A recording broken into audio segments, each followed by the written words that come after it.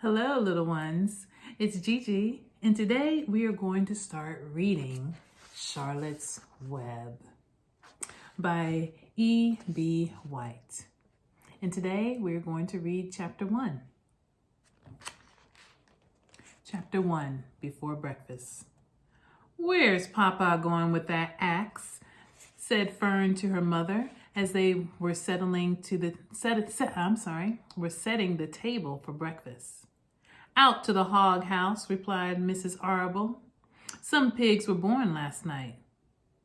"I don't see why he needs an axe," continued Fern, who was only 8. "Well," said her mother, "one of the pigs is a runt.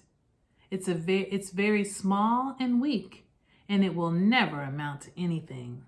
So your father decided to do away with it."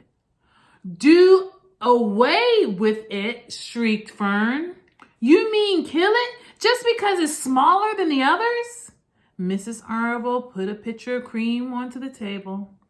"Don't yell, Fern," she said. "Your father is right. The pig will probably die anyway." Fern pushed a chair out of the way and ran outdoors. The grass was wet and the earth smelled of springtime. Fern's sneakers were sopping by the time she caught up with her father. "Please don't kill it," she sobbed. "It's unfair." Mr. Arable stopped walking. "Fern," he said gently, "you will have to learn to control yourself." "Control myself?" yelled Fern. "This is a matter of life and death. You're talking about controlling myself?" Look at Fern. She's trying to take the axe away from her father. Tears ran down her cheeks, and she took hold of the axe and tried to pull it out of her father's hands. "Fern," said Mr. Arable, "I know more about raising a litter of pigs than you do. A weakling makes trouble. Now run along." "But it's unfair," cried Fern. "The pig couldn't help being born small, could it?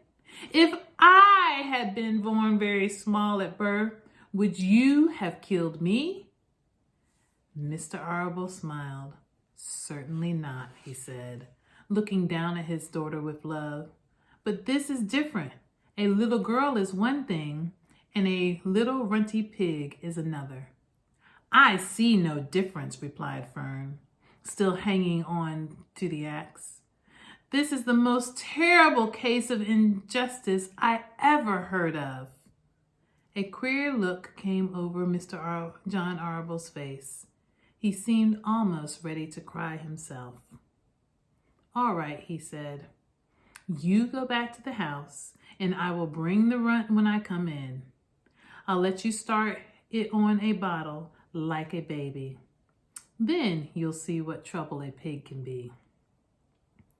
When Mr. Arable returned to the house a half an hour later, he carried a carton under his arm. Fern was upstairs changing her sneakers. The kitchen table was set for breakfast, and the room smelled of coffee, bacon, damp plaster, and wood smoke from the stove. "Put it on the chair," said Mrs. Arable. Mr. Arable set the carton down at Fern's place. Then he walked to the sink and washed his hands and dried them on the roller towel. Fern came slowly down the stairs. Her eyes were red from crying. As she approached her chair, the carton wobbled, and there was a scratching noise. Fern looked at her father. Then she lifted the lid of the carton, and there, inside, looking up at her, was the newborn pig. This was a white one. The morning light shone through its ears, turning them pink. "He's yours," said Mr. Arable, "saved from an untimely death. May the good Lord forgive me for this foolishness." Fern couldn't take her eyes off the little tiny pig. "Oh," she whispered. "Oh, look at him. He's absolutely perfect." She closed the carton carefully. First she kissed her father, then she kissed her mother. Then she opened the lid again, lifted the pig out, and held it against her cheek. At that moment, her brother Avery came into the room. Avery was 10.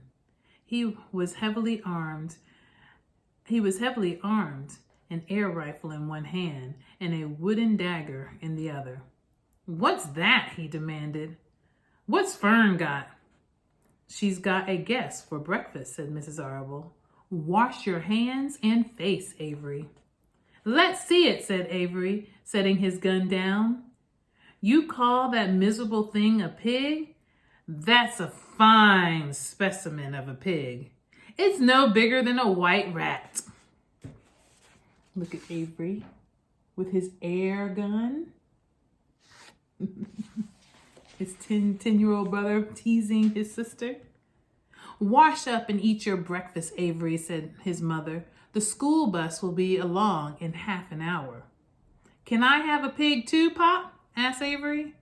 "No, I only distribute pigs to early risers," said Mr. Arable.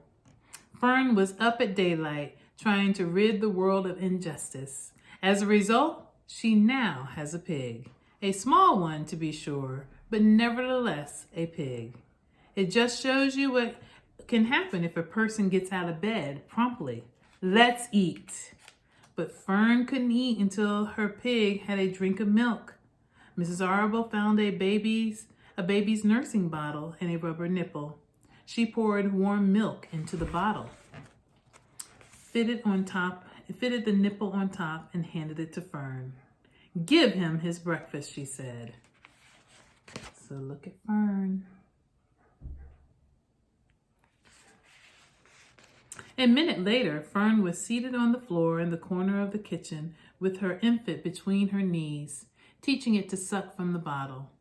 The pig, although tiny, had a good appetite and caught on quickly. The school bus honked from the road. "Run!" commanded Mrs. Arable, taking the pig from Fern and slipping a donut into her hand. Avery grabbed his gun and another donut. The children ran out to the road and climbed into the bus. Fern took no notice of the others in the bus. She just sat and stared out the window, thinking what a blissful world it was and how lucky she was to have an entire charge of a pig. By the time the bus reached school, Fern had named her pig and selected the most beautiful name she could think of. "Its name is Wilbur," she whispered to herself. She was still thinking about the pig when the teacher said, "Fern, what is the capital of Pennsylvania?" "Wilbur," replied Fern dreamily, and the pupils giggled. Fern blushed. That is the end of chapter 1.